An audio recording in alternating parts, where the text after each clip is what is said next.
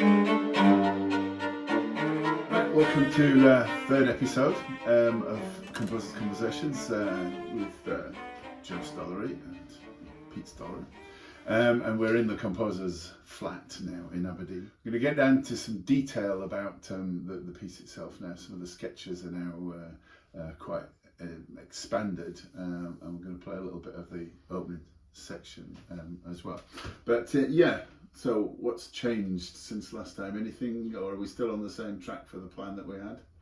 Still roughly on the same track. I mean, it's developing further. I'm still deciding on like in middle sections. Yeah. But I've got but it's basically the idea of the sections I had planned in the previous episode are still pretty much in the same order. Mm-hmm. So it's going to start with a prelude, which yeah, it's going to focus on the sounds of flocks of geese and other water birds. Little sort of like almost like migratory sounds, yeah. And this will provide almost like a transition. And the light motifs I'm going to use in that are going to almost act like a sort of transition between the subsequent sort of movements. Yeah. Mm-hmm. This is probably going to be one movement, a single movement. Yeah, yeah. Mm-hmm. But in those different sections that we talked about before, yeah, okay. Yeah, it's actually quite different. And they're going to have different moods. Okay. The next piece is set at Raffen, a village just south of Fraserburgh. Yeah. And it deals with an event that happened in a church in the mid 17th century during the Covenant.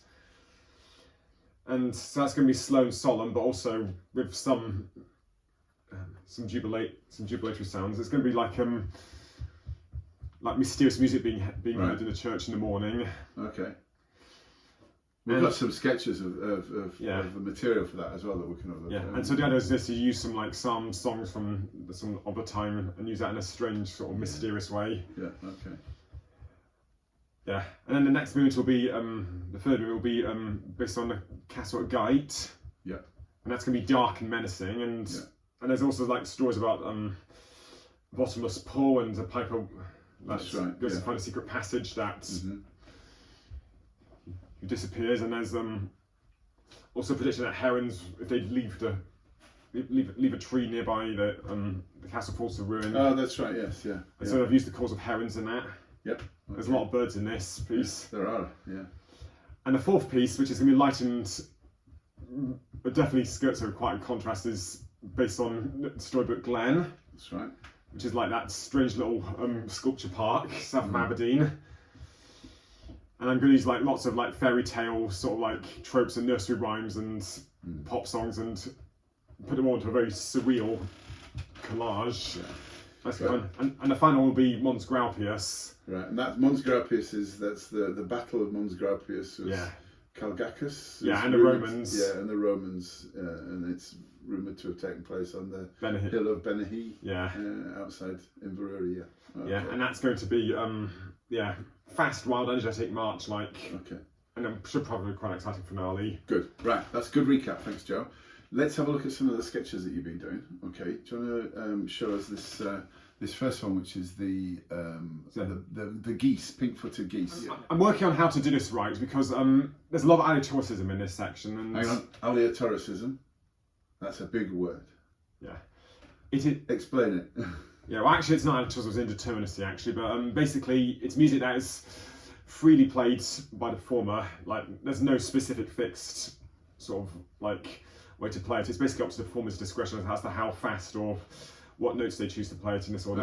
And in this case, what I've got is I'm using the open strings of the open strings of violins in this case to begin with, and I'm using 4 notes above it, and it's going to be like a sort of a very rapid sort of like finger tremolo, which sort of switches between those notes. So before you play it, can I just say that if there are any of the string players in the orchestra looking at this, to not panic about what they see now, because that looks quite complex, but it's not it's the effect that you want. So this is going to sound a bit like what the orchestra is going to play, but it will be notated in a much more simpler way. That means that the orchestra isn't trying to do exactly those sextuplets with all those demi-semiquaver rests and so on. Yes. So what you're hearing now, orchestra, is a what it's sort of going to sound like. You don't need to follow it through like this. I just didn't want people to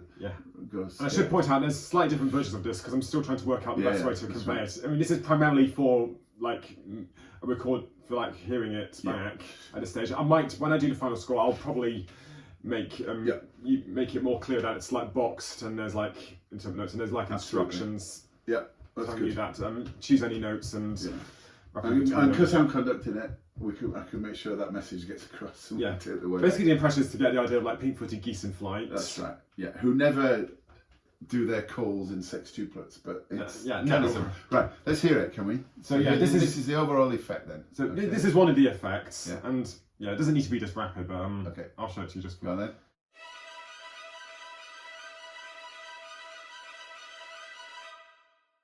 Wow. And that's quite dramatic, isn't it? Yes. Yeah. So that's gonna. It's gonna be a great opener. Start the piece, and that's gonna sort of continue on with just that for quite a while. With, you say, different other instruments coming in with different notes, different chords. Yes. Yeah. And I'm using like different sets of like because then the violas come in. Yeah. I think we're going to hear that later on when we hear the full first bit of the piece that you've done. Yeah. And as I say, I'm using like different sort of like chords as well. So I'm actually doing a bit of like chromatic experimentation, and I'm also using some harmonic permutations. Yeah. Which is when you like I mean, best to describe it is basically when you take a chord and then you actually rotate the notes so the bottom note is on the top, and then you transfer it down to the same one. That's right. So you're changing the position of the notes in the chord. Yeah. While also fixing like the original note, like the lowest notes in the same spot. So it sounds sort of different, but sort of the same, because it's the same thing, but it's just in a different order. So it can create a new version of itself. Yeah. Very good.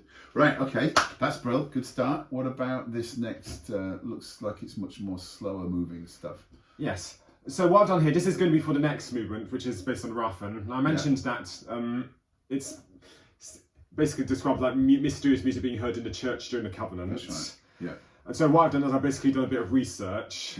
So I went to the university library at the university nearby, and I've basically found a book of psalms from the period between like the early 17th century, which is roughly concurrent with this time. Right. Okay. And so I've looked around. I've tried to find ones which I think fit like the idea. So this first one, and they've got different names. So this is mostly speculation at this stage, but they're mostly like simple hymn tunes. Yeah.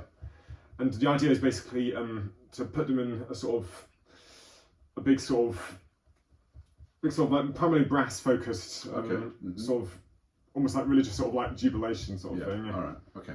So in a very strange sort of. So let's hear that first one then. Let's get an idea of this. This is just on a piano sound, isn't it? Yeah. This one, this one's called. This we've given a name Bonachords. Oh, good. Okay. Which has made me think that it's probably associated with Aberdeen in some way. Because Bonachord is the kind of motto of the city, isn't it? That comes from it's in French because of the old alliance, and Scots and the French were very friendly and not so friendly with the English.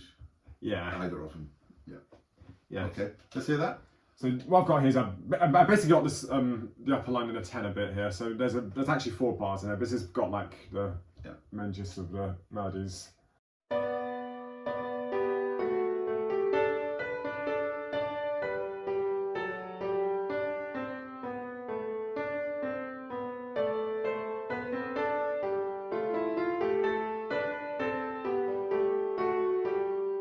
Great. Okay, so it's very hymn-like. It's an opportunity for having some nice chorale type writing in various parts of the orchestra. Yeah. Okay. And I've got a few more psalms up there. I might not necessarily use all of these. No, sure. But I've got a number from here which have similar ideas, and they've got different sort of modes and So that gives us a good idea of that kind of material. Let's move on to on the next page. We've got this heron call. Moving on to the Geit movement. Okay, and so this is the Geit movement. Is the piper in the depths of the well? Yeah, and other things. Yeah. Basically, it's a dark brooding castle with lots of like sort of dark history to it. Yeah. Like, and if the heron leaves the tree, there's something going to happen to the castle. Falls down. Is that? Yeah. Yeah. Okay. Well, the house falls. Yeah. Okay. So, All right. So let's hear it first, and I want to ask you a few questions about what you've how you've written it for those instruments and so on. So let's hear the call.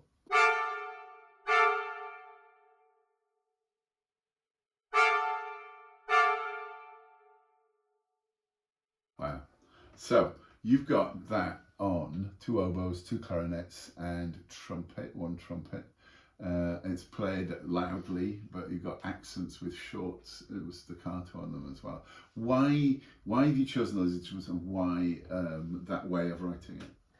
Well, I mean, so I found this website of British Birds songs. Okay, yeah.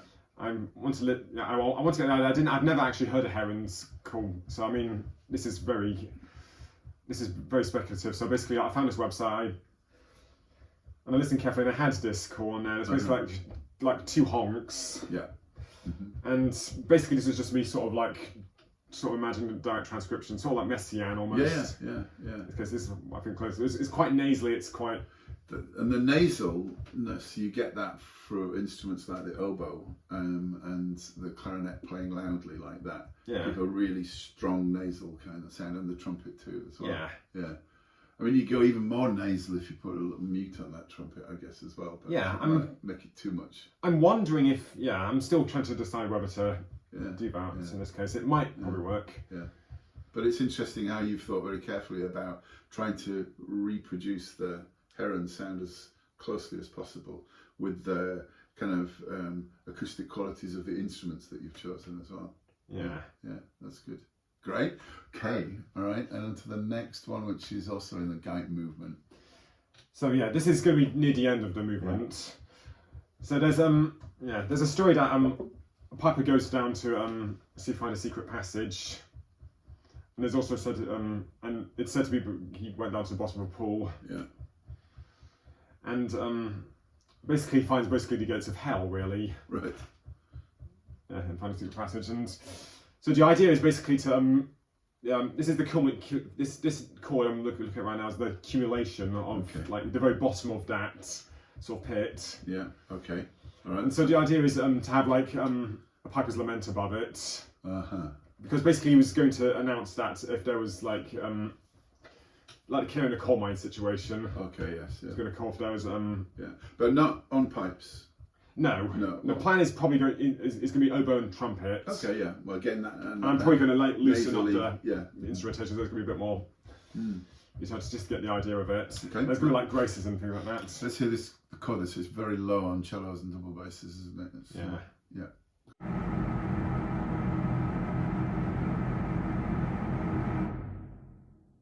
So low and quiet, you almost don't hear it's basically a noise at this rate. It's kind of like a feeling of an atmosphere, isn't it? Yeah, and the idea is basically to have like a sort of a descending sort of like set of chords. That sort of gradually descends, and the idea is basically just imagine like the chords we held, the piper's lament, that's going to stop, and then it's going to be a tam-tam strike. Oh right, okay, nice. To signify fate. Yeah, okay, good. So we've got percussion in then. In the piece, because okay, that's fine. Is there a lot of percussion in it? I'm going to be quite sparing. I mean, it's going to be timpani, obviously. Yes, yeah. And I might possibly, I'm still deciding this. I think there might be a bit more percussion in the Strawbrook Glen.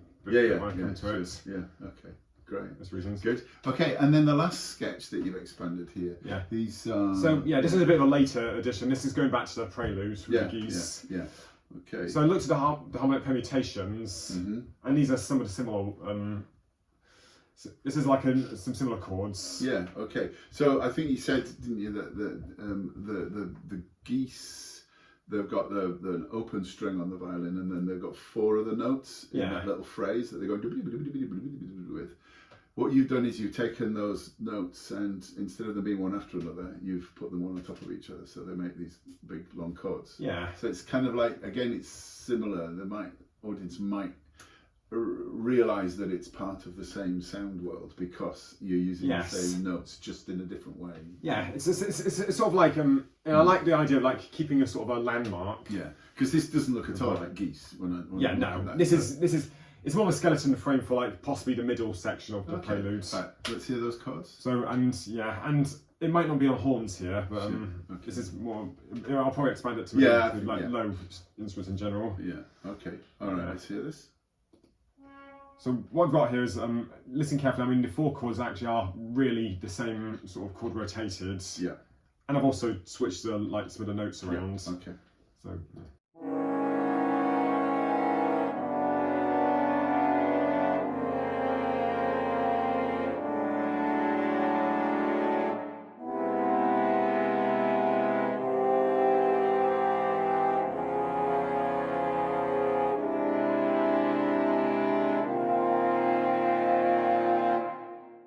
Really powerful chords and really interesting kind of harmonic language. So you turned a line into a chord like that, but they're really they're not comfortable chords. They're quite dark and menacing, aren't they? Yeah.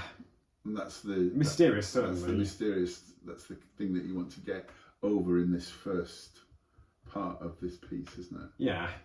Shall we hear that then? So you got so you've done like a first part of the prelude, which again, violinists, do not panic if you're looking at this, thinking, how on earth am I going to play this? Yeah. This is, again, it's like a text template. Sorry. Yeah. We'll work on that. So let's have a listen to what you got so far, and how all kind of comes together as this prelude. So yeah, like I said, I've just let you know, there's going to be a bit of a gap in the middle, probably, because I'm still working on that middle section. There's going to be like an opening section, and then the start of the middle section, then there's going to be like the climax of the prelude. Yeah, okay. After that, after a bit of sort of a gap. Sure, okay. So I'll explain what's going on. But I think it's good for us to see what it's like when a composer is gradually putting a piece together like this, that you do have gaps in. Yeah. In but as I say, we start with the geese coming in. Yeah, here we go.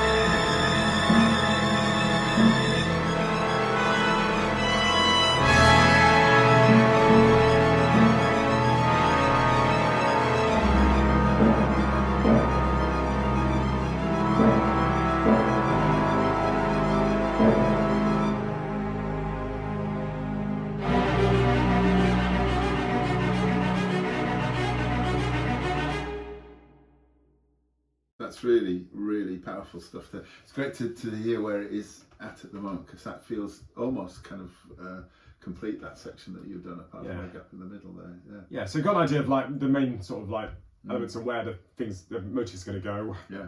Okay, so that's great. We are in beginning of November now, so you've got another 2 months, I think. They want this by the end of the year, don't they? Yeah. So we've got 2 months. January, I believe. Yeah. January, okay. But I think if we get it done by the end of the year, that would be quite good. Joe, excellent. This is really, really exciting, and a lot of fantastic stuff to look forward to. So thank you very much for the insight into the piece so far. and more soon. Thank you very much for listening. Bye. Thanks, guys.